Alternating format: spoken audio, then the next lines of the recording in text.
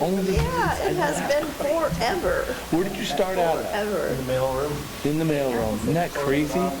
Isn't that crazy? And you just work your way around and Okay. opportunities and do this, do that, and find your niche and run with it. You don't have dairy? And I've been in Portland, Oh, yeah. Roseburg, Yeah, that'll make Harbor, and then Okay. Walla Walla, Sunnyside, then back Yeah, to Daryl Darrell. O'Kearney's not gonna make it back. Where's your favorite? Here? Yes, he's out of Yeah. town or something. By far, everybody thought I was crazy, league band So up that there. means, Walla Walla, band, they didn't yeah, it's fine. Yeah. One of the two. No, you have 37, so you got to be getting close, a lot closer to me. You're 55? Because you both got on at the same. You're 61? Yeah. Heads up, is it? 5 more years? They're trying to Hey, nominate you hey, for something. You're nominated. Train just left the station. You're on it. I was saying that you and Jeff have got on the board at the same time, so Well, I wouldn't that want, makes you chair for I wouldn't want to take that pleasure away from Jeff. Okay, well, here, let's just call this meeting to order. There we go. All right. This is being started. And I think we need to approve minutes from last meeting. Yep. And I don't know what the meetings were. Missed Yeah, a meeting, I'm sorry to say. I was in Canada selling stuff. Bill, were you here for that meeting? I was not. No, Steve. I think this one's dead. I was. What did we talk about? Yeah. Yeah. There's a night. There we go.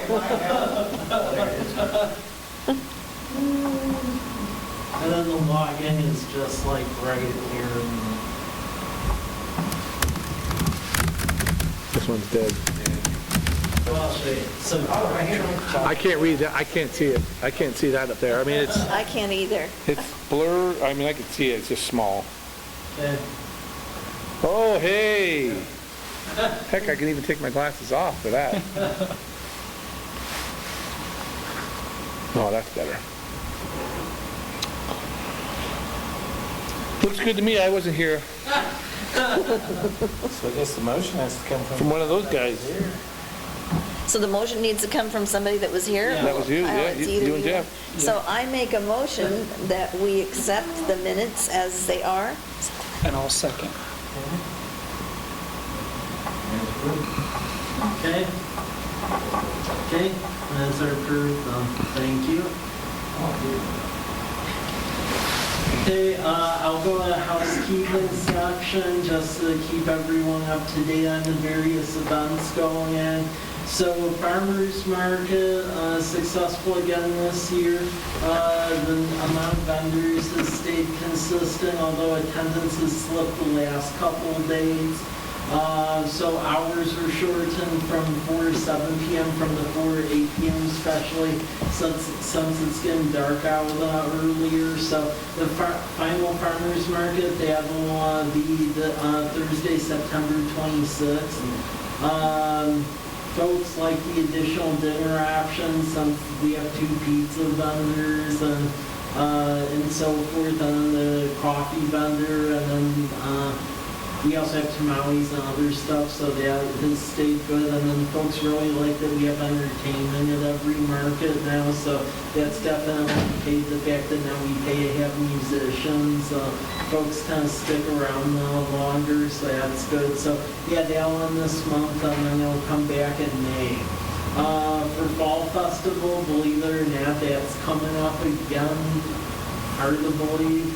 That's going to be on October 31st again, so from 3 to 6 p.m. And just like last year, we asked all businesses on College Avenue participate in like the trick-or-treating, because a lot of families like going up and down the street. So I would say if you call, take your respective parts of College Avenue again.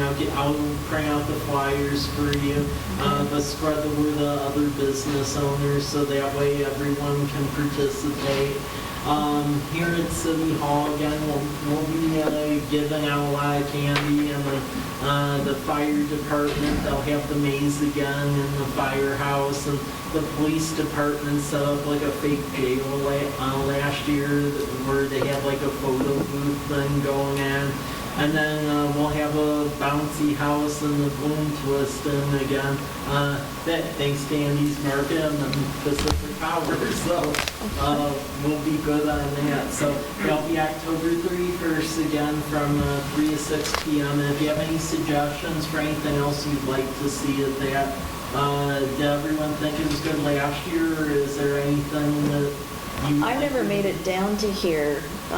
Were there vendors down here? Yeah, we actually have a fall farmers market, so we bring back all of the vendors who want to vend, and that's what this form is. So if you could pass out to folks you know. But basically, we charge a pretty nominal fee, and folks can vend over here in our parking lot, and they got a lot of traffic last year. Actually, to the point where we actually ran out of park. We'll take this with me. Lot. A lot better last year than the year before. Yeah. So I would change that. Okay. So it ends at 6? Yeah. Yeah. So for me to be able to give away stuff at Oh, the yeah, bakery for- and do this, I'm not going to be able Yeah, to. for you, I think it just makes sense to To stay where I'm be at your bakery, because a lot of the folks start down there and walk down this way. Yeah. So it works. And then the university, since we rebranded it from the first year where it's Fall Festival, instead of Halloween, they give out food too now, so. So they'll set up booths Yeah. along there? Well, they What's it coming actually to, do Bill? set up booths now on their campus. So last year, they actually had stuff, and so did the bookstore. They actually gave out treats too. Good, Yeah. good. Change that name. Yep. Okay. Yeah, so that's the plan of Fall Festival. And then also, since it's now a couple months away as well, we have the Winterfest coming back again too. So that will be on Thursday, December 5th. What we learned from last year is we're going to try to have the events, like the festivities that day, in like closer order. Because last year, because of the previous year, we allowed time for folks to go from one event to the other, and then we overshot it last year, and then we Then you lost lost a bunch people. of people by the time we lit fireworks. So we're going to try to condense it again this year and see what happens. So that'll be on Thursday, December 5th from 4 to 7 p.m. again. So we'll do the lighted parade on College Avenue. It goes from 10th all the way to Whitman Drive. And then we'll also have the market again here on the municipal campus, where we have like the farmers market type thing going in. And so forth, and then we'll also do the tree lighting and then fireworks over at the campus around 7 p.m. The firework cost is about $4,000 right now. We basically have about $2,500 toward that, so we have a gap of about $1,500. We're trying to find the money for that. But beyond that, that's the only gap we have for that. Good. What do you got anything in mind, or anything? I was gonna talk to Tito next door. Let's get up Tito. And Norma too, Yeah. at the credit union, so, I think between the two, hopefully something could happen. And then also the university, because I know the first year they paid for, quite a bit of it, and then last year we paid for all of it, so we'll see what happens this year. But that's the plan. You're gonna have the parade, except condense it this time so we don't lose people. Yeah, And then hopefully it doesn't snow, so that's right. the parade Yeah. occurs okay. Don't even say that word. I'm not ready. So any questions about these events? I would just say, let folks know about the fall festival, the fact that we are the alternative, what goes on in downtown Walla Walla. If folks that want to vend, they can do it here in the parking lot. It seemed like a lot of folks did it the last time, so. And you're going to get posters for us to Yeah. put up and to hand out to our Yeah. sections. Yeah, Lisa just made the form today because we forgot it was coming up so quick, and someone asked about it, like, oh yeah, that is coming up, so. Okay. Yep. So that's coming up soon. Okay, there's no questions on that. I'll go to the next one, which is a pretty big informational item. So compared to the last time we all met, so that vote to join the rural library district that actually passed here. So that has 65% passing rate here in town. So now that means the largest, we were actually the largest city in the state of Washington, didn't have like library services, like on a municipal level, either contracted or as a department. We were the largest city in the state. Wow. So, No pressure there. That's, yeah. So are they gonna go into the house down there by the school then? oh, well, that house gone. by school was torn down because That was one of the it was robbed. Kevin Smith's, And there were yeah, homeless Kevin people Smith's living in there. parents. And there's a lot of bad stuff in there, so that got demolished. So what's gonna happen is, here's an approximate timeline, because I've been meeting with Rhonda over at the Rural Library District to make sure they stay on. I want to make sure we're actually getting what we're paying for, and this doesn't like vanish in the sunset. So, Yeah. what's happening is that this fall they're going to start having strategic planning meetings in town here, and it'll be advertised as far as what everyone wants to see in the new library facility, because it'll be a bigger facility. The plan, there's basically a twofold plan. So one of the things is that they won't open up an interim branch, because the permanent branch they want to build will basically be 3 or 4 years out, because they're going to build a big facility. It'll be basically meeting rooms, multi-purpose space, and then the admin offices, and then a full-on library at the property they own next to the high school.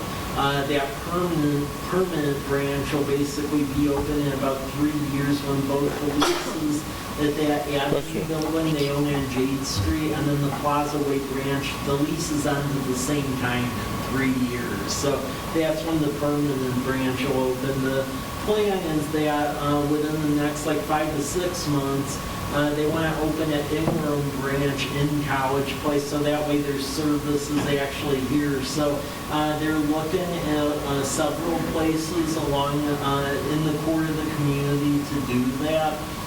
One idea is potentially the former Umpqua Bank building. They are talking with building owners over there.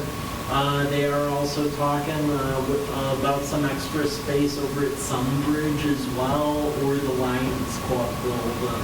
So, so between the three, they're going to try to end up at one of the three, and then that'll be at the interim branch for like the next 3 years until they get the permanent branch built.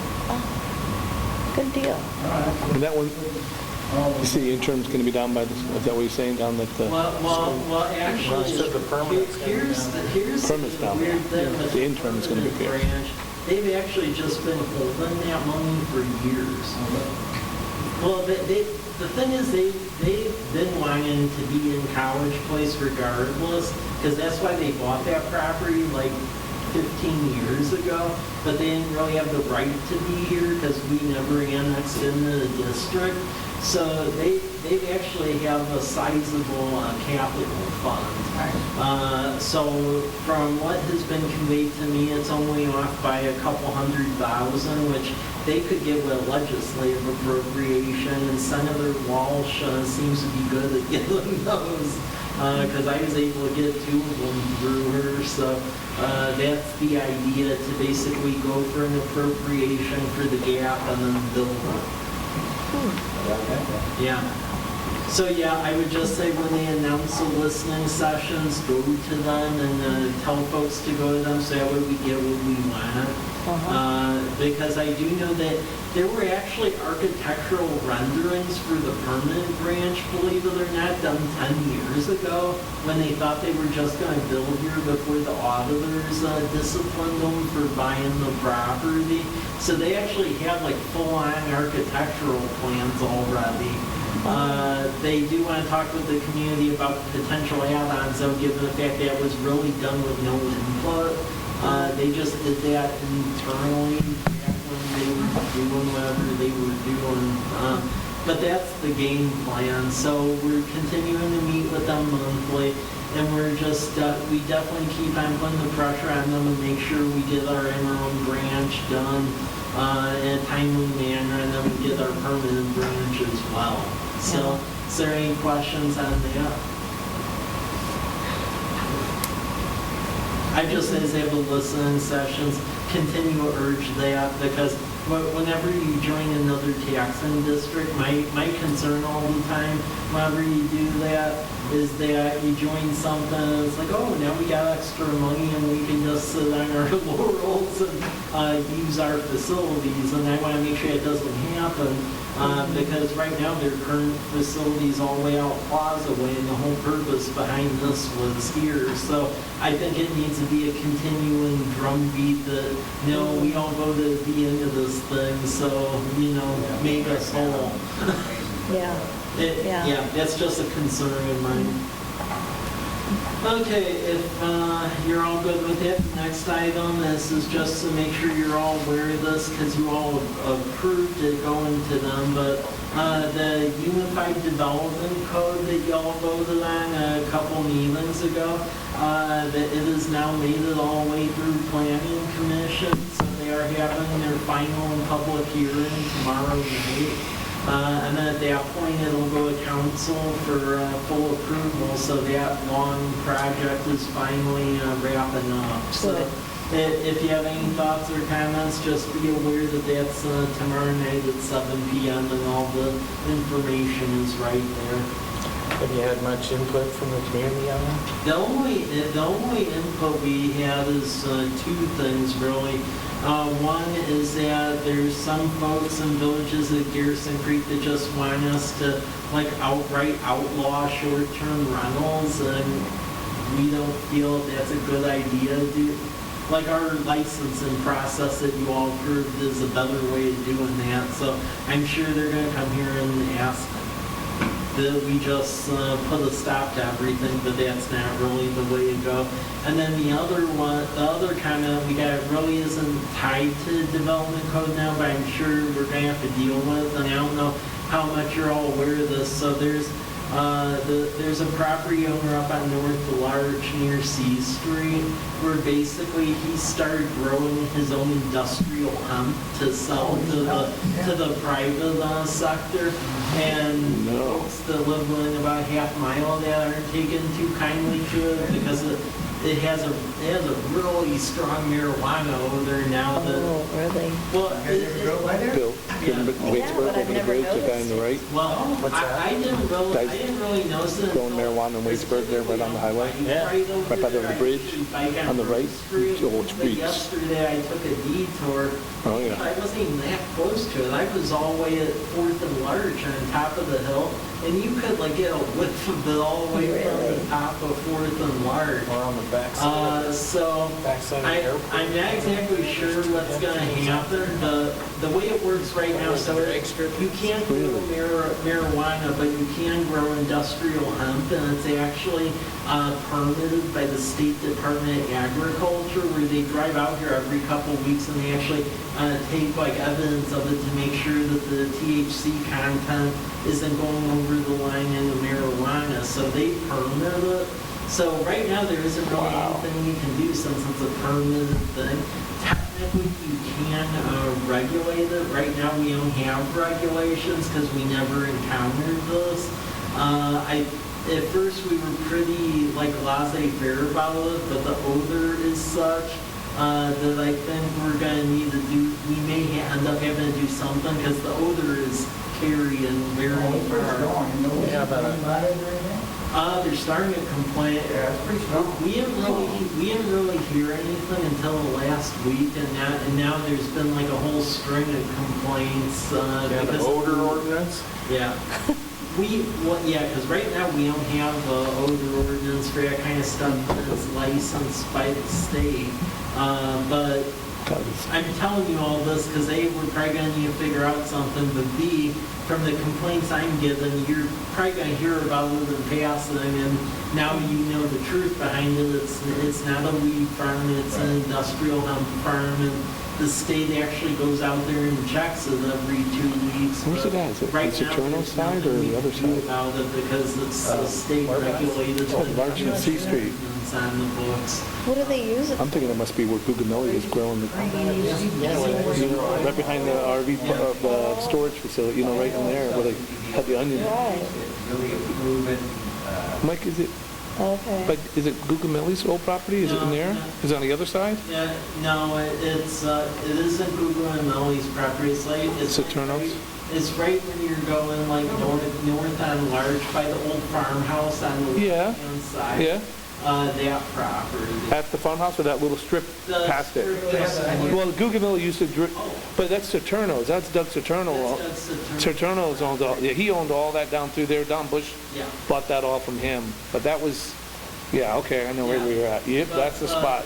It's turned like into a sideshow attraction now because. Oh my gosh. Well, I mean, it looks very similar to like the traditional marijuana. So Yeah, yeah. people walking bicycling, it's like, oh, look at that field of weed over there, and it's Crazy. So it's not in a greenhouse, it's in no, regular. It's out in the open. It's out in the open. Year-round type? No, No, it's just crop. It's just a so crop. he planted it back in May, and he's gonna harvest it in about 2 weeks.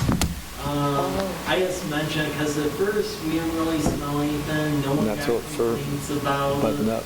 But in the last week, the complaints have really stepped up, because it's like super, it's ripe and ready to be picked. And when he harvests it, it'll probably be Yeah. real strong. Yeah, I would imagine. and then it'll go away, but I mentioned it because the farmer made the comment about potentially doing it again next year. So I think it's going to Big money. point we're probably going to have to regulate it. 'cause Big, yeah, right big now, money. we farm about a quarter of that field, and the farmer actually came to council last meeting and made a comment that he was thinking of farming all of it that way next year. So, yeah. Well, don't some cities, bigger cities have delegated places, not within. Not for that. Well, so here's. Well, this is one of those like weird gray areas. So here's the thing: you can do that like for marijuana, for example, where you can designate it at certain areas. No one has really written anything for industrial hemp, and they consider it different because with marijuana, that's the state liquor and cannabis control board that regulates this. With industrial hemp, it's actually the Department of Agriculture. So it's completely a separate thing in their books. So if we regulate this, we're probably going to be one of the first, we might be the first city in Washington to actually regulate it, because I've not heard of any regulations pertaining to industrial hemp, and the marijuana regulations per state law don't apply on industrial hemp. So it's one of these weird, it's weird. Yeah. So yeah, now you all know What is about that? it. Okay. Minimum wage per pull into drag races? I've seen that, Yeah, and no that's way. made out of, Two big fields up out there. Actually, it's lower Waitsburg. That's lower weight. No, it's middle. That's middle, lower is the straight one. Well, the one straight away, that's lower. That's the one to the west. And then the one you go up, that's middle, comes up, drops right down into Waitsburg. That's middle Waitsburg. You're right, middle Waitsburg. I mean, That's minutes. It smells Beach really nurse, strong. beach It nurse. smells straight up like I've marijuana. seen some fighting poachers and stuff like that. Well, I know because the farmer said that at night he's actually had us sit in the back of his pickup truck, and he actually said that he sits in the back of his truck with a gun and just sits there and looks. Because I guess people have parked over where his townhomes are across large, and they'll like hide and then they'll try to jump over the fence and like grab a plant. So. That's because the real stuff's in the middle.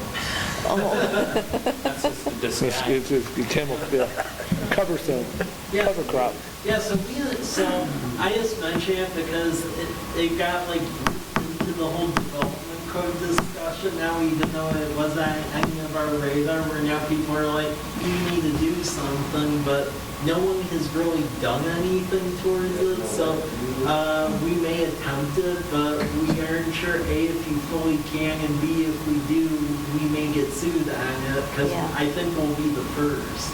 Because I can't find anyone that's regulated industrial hemp, so, Oh. So he's just anti-agriculture. yeah. So, yeah, Ag value product. So yeah, be aware of it, because I'm sure if you haven't heard about it already, you're gonna hear to, about it. 'cause I'm sure it'll hit the paper. off the hook on this.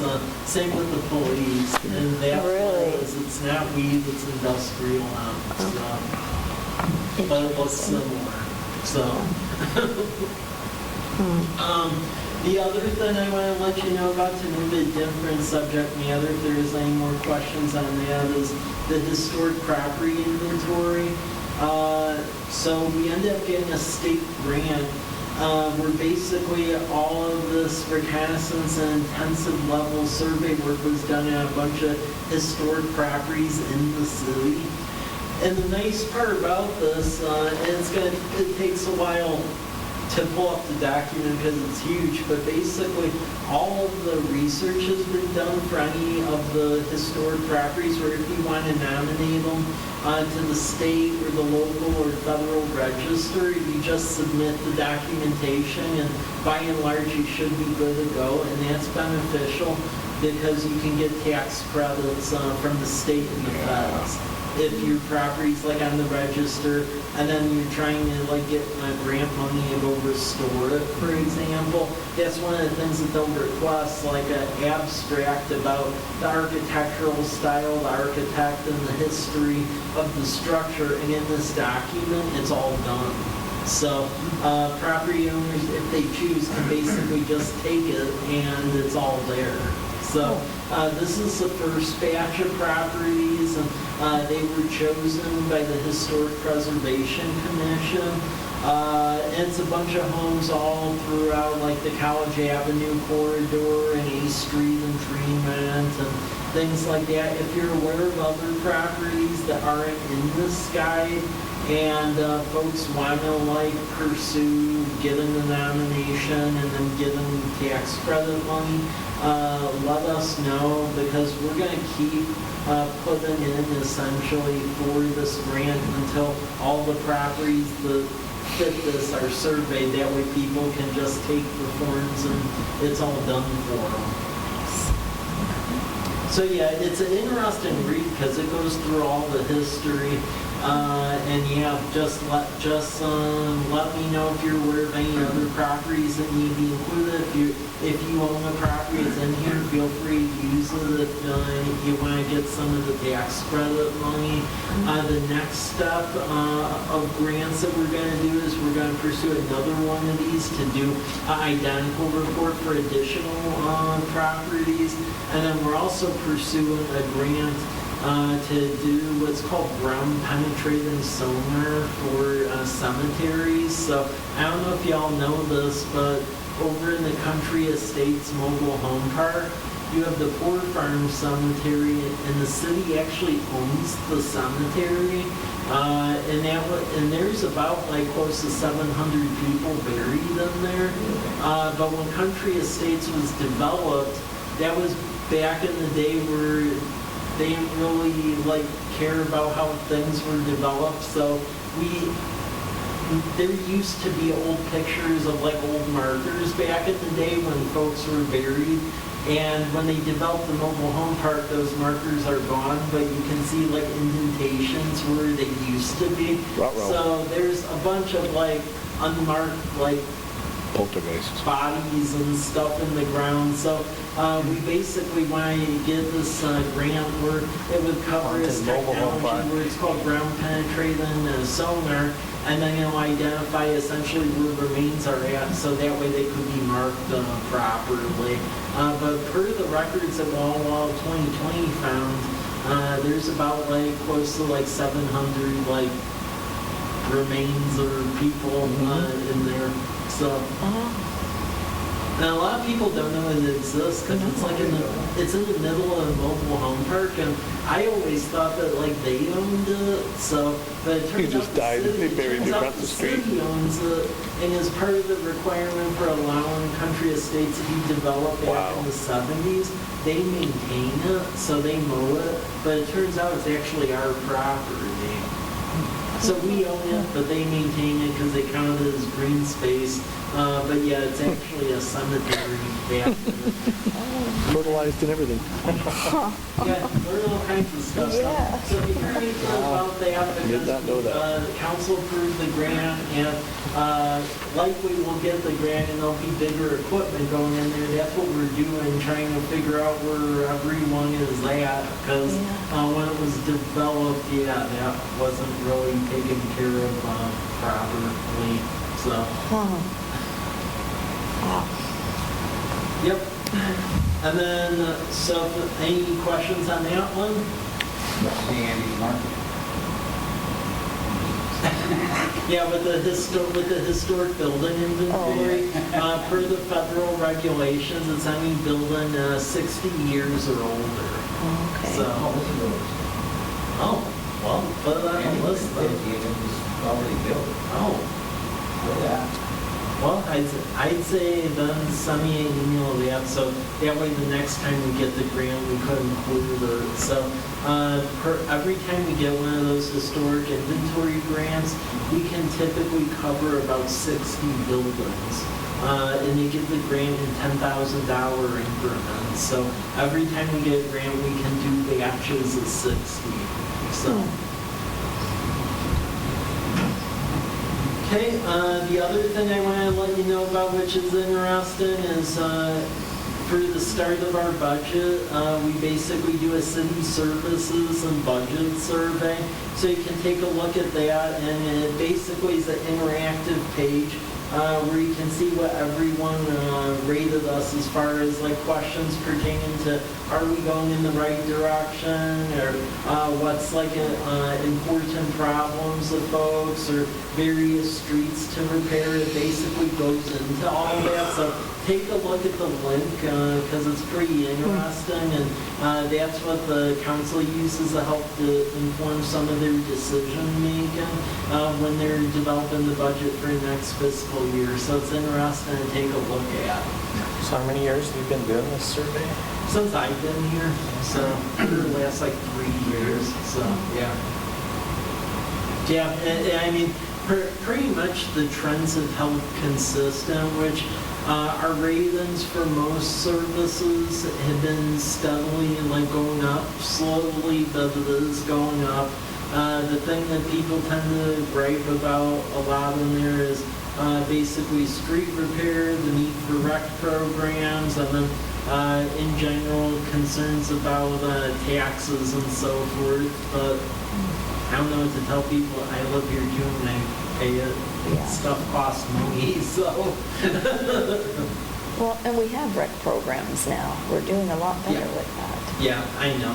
I think people want to see broadened ones, but you have to keep up with the economic reality of the situation too. So with the rec program side of things, we are looking at trying to develop a hybrid position with the College Place School District, where it would basically be a joint recreation position, similar to what the city of Toppenish does.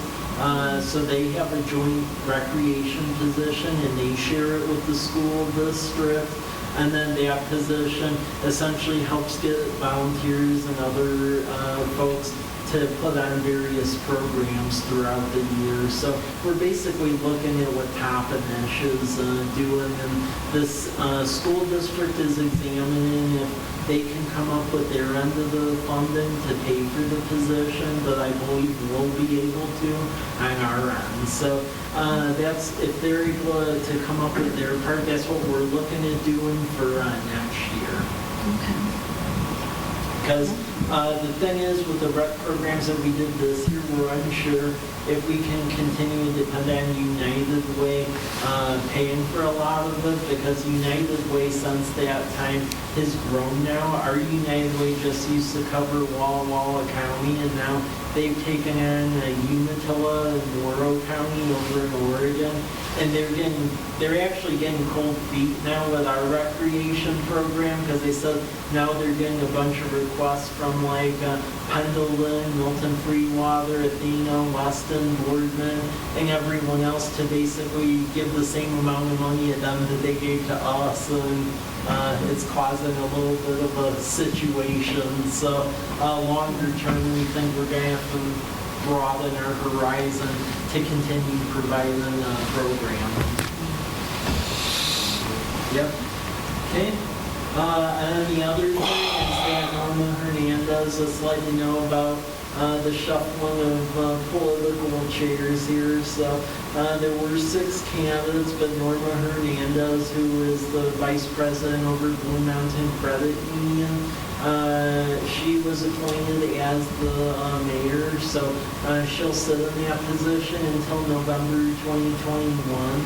And then she was a council member, so now that opened up a council member vacancy. That just closed this last week. And with that, we basically have 4 candidates for the city council position. So we'll see what happens. They were good candidates, and they'll sit until 2021.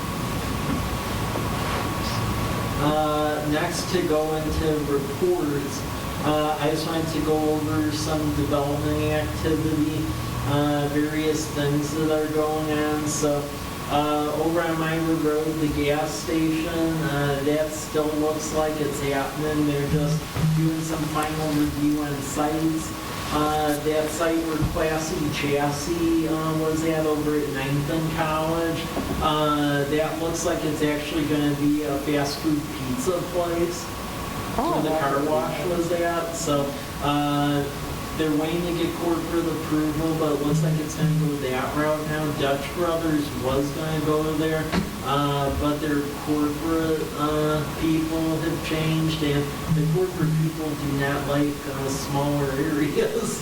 So that's not going to happen, but the pizza place looks like it is going to. Is it a chain? Yeah, it would be a chain fast food pizza place. So it's going through all the processes, but it looks like it'll happen. It'll be a similar layout to what we were looking at for Dutch Brothers, so they're able to use some of the same plans for that.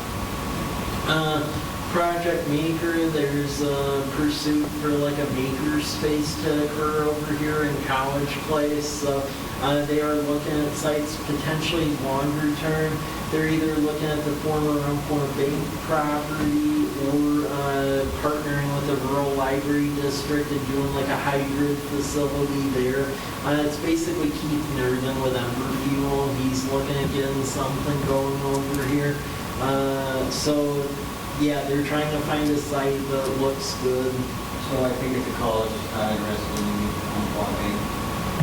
I'm hearing that they're interested and they may buy it, but I've heard from multiple sources that even if they do, they don't really have the funding to go remodel it into what they want, where there potentially could be a sublease or some sort of in-room use in there until they have that. So, because I've heard that if they were to buy it eventually, it would either be like a student union type building or like some sort of financial thing in there, but that would be a longer term in Denver. So, other things that are going on, there is a dollar store type thing looking at going into Meadowbrook area. Yeah.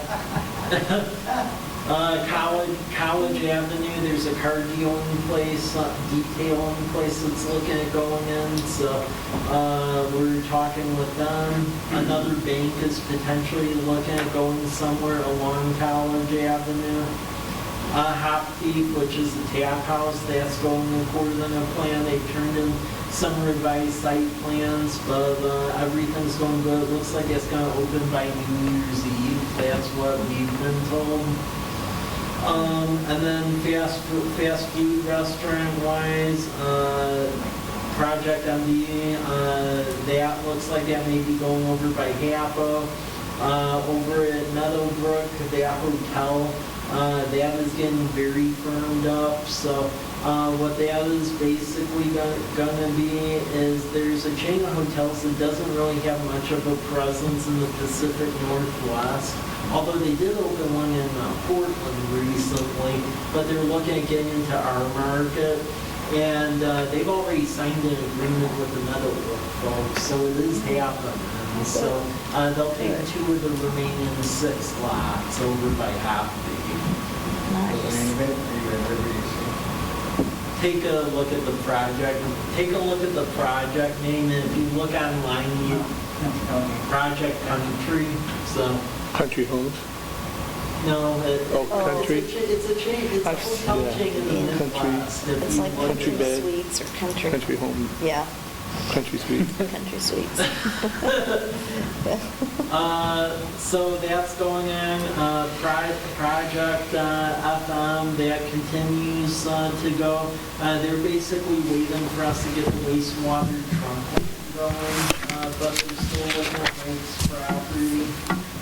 Human Being, which is another coffee shop, that is going to go right behind Home Depot on the little corner property. Their plans are approved. We're just waiting for a certified stormwater document, and then they'll get to building. But that'll just be a little corner drive-through thing. Project BK, I can speak to who that is naturally because it's been formally signed. So it's a Burger King, and it's actually one of the lots behind Del Taco. Oh, So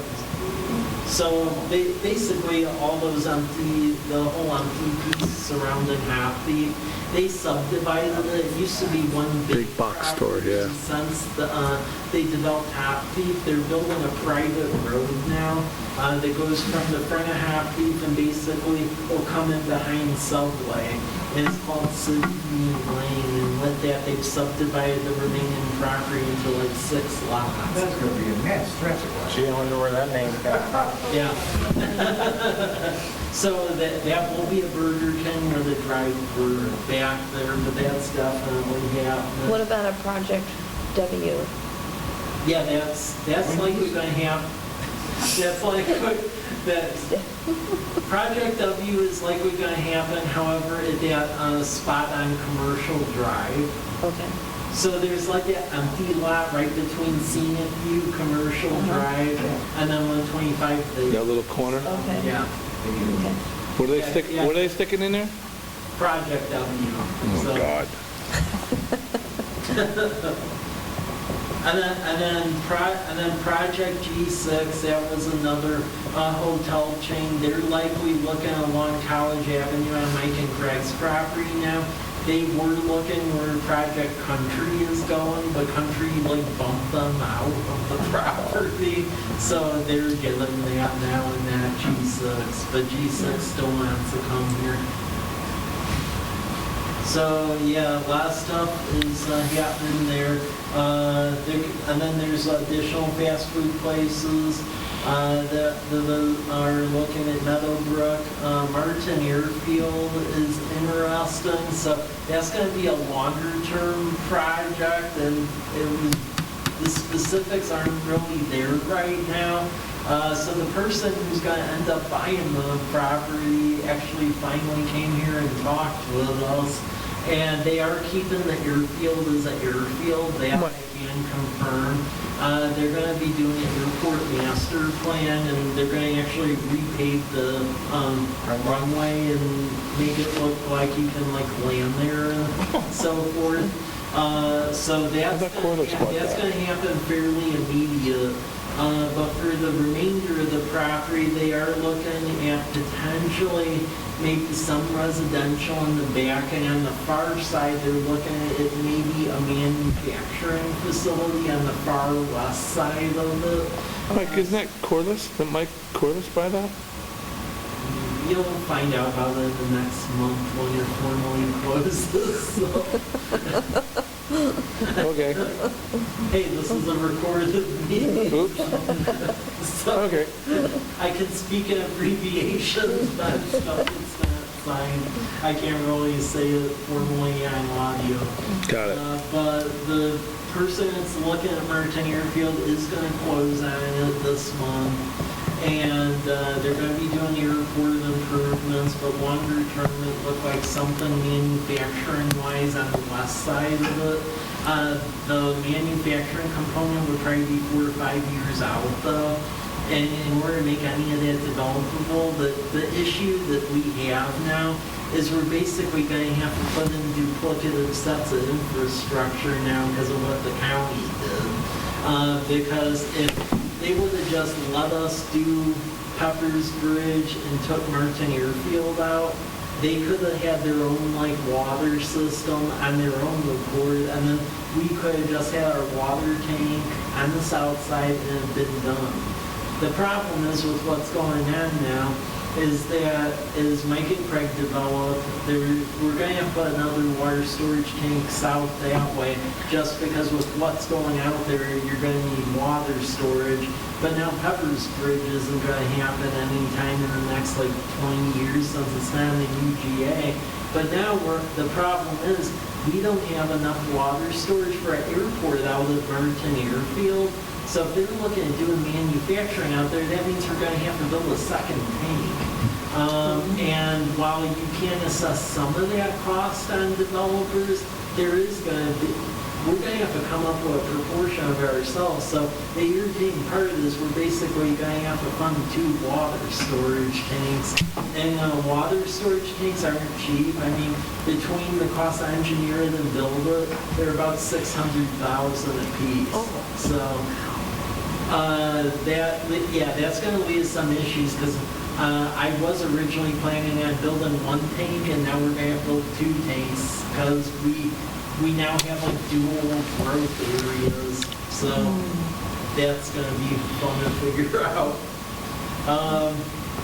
And then the last one of the last ones commercially is Project GW, and this is a second-hand store that exists in downtown Walla Walla, and they are looking at getting out of the current facility that they're in just because with the Penrose Hotel going where it's going to go, they have parking issues already, and it's going to be compounded.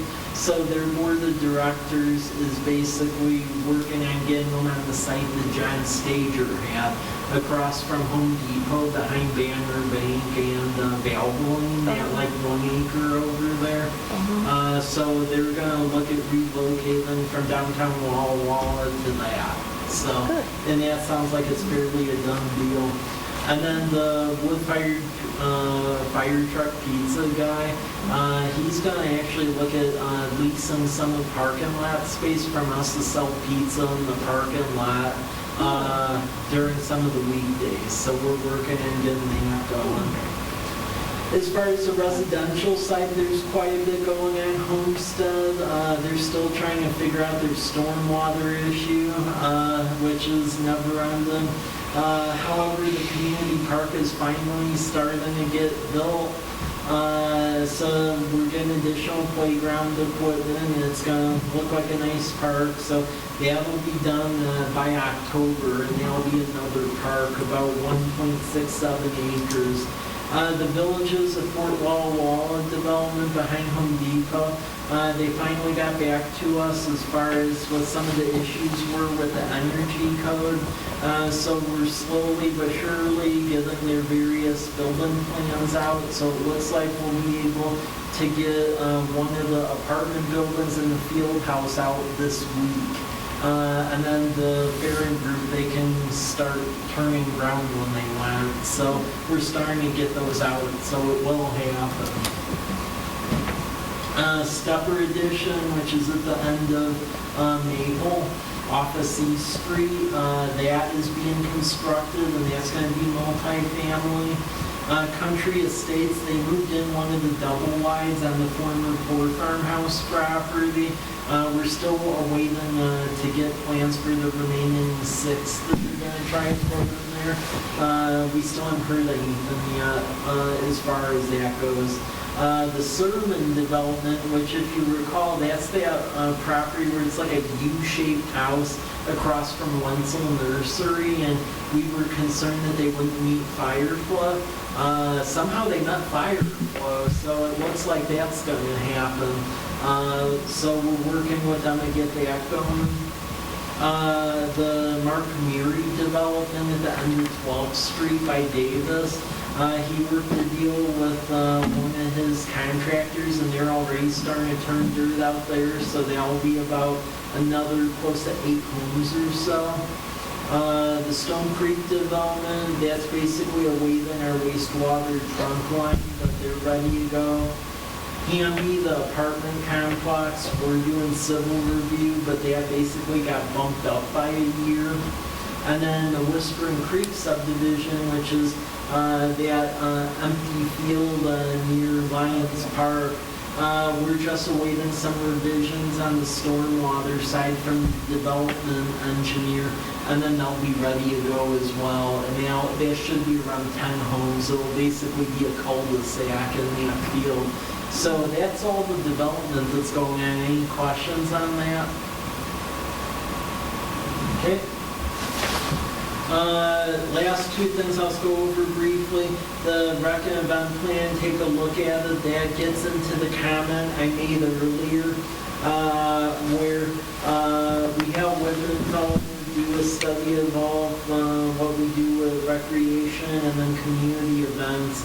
And really the need that folks in the community said they really want to see was, again, growing recreation programs for the youth, and we're going to try to partner with the school district, and we're trying to work out an agreement on the other cord as a backup.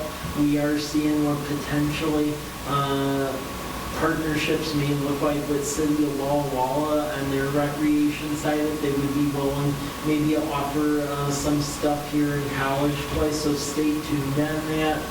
We're going to try to get a solution firmed up before we adopt the 2020 budget. That's the goal. And then the last thing is the Business Coalition. That's basically a meeting that Tito Espinoza is going to have with folks, and I'll be there later in the week, and that's basically going to be about getting a Main Street organization going here, so that way we could get the tax credit money and then start doing stuff. The gap with that is figuring out how to fund the first year of it, because once we become a fully certified Main Street organization, then when the businesses are filing B&O taxes, instead of giving the money to Olympia, instead you donate it to the Downtown Association and then take the tax credit, and then you're good to go. But in order to get to that designation, because of how big our city is, you have to have that full-time executive director for a calendar year. So it's figuring out how to come up with the funds for the calendar year side of things to get to that point. But if we are able to do that, then there would basically be a consistent stream of revenue coming in to help with events, programming, and then for businesses, even like storefront improvement grants and things on the other board. I know in Colfax we got a Vista pay for the full year. I don't know if you have this deep pockets as Paul Kimmel, but Dayton's done a lot of stuff through the B&O taxes. Yeah, so we're just trying to get that going because then it'll be a consistent source of revenue and help that way. So with that, that's what I have. Any questions or? Thanks, Mike. When's the next meeting now? Next meeting.